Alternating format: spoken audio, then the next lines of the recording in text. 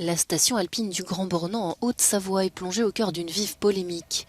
À 10 jours du début de la Coupe du monde de biathlon, la neige se fait désirer. Pas question pour les organisateurs d'annuler ou de déplacer la compétition.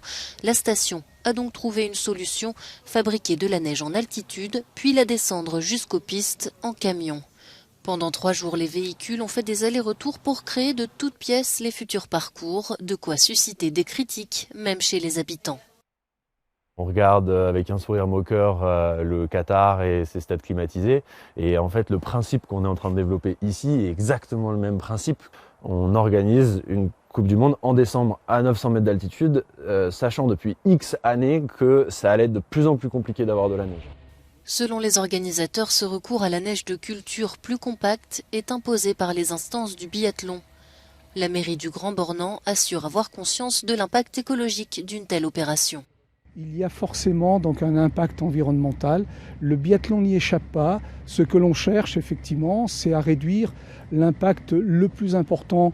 Et le plus important, c'est entre autres tout ce qui est du domaine du transport, comme dans beaucoup de domaines. Le transport des personnes, des gens qui viennent ici, mais aussi des athlètes.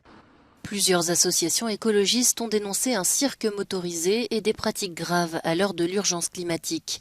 Pas sûr qu'elles soient entendues au vu des retombées économiques de la Coupe du Monde, estimées à 5 millions d'euros sur la vallée.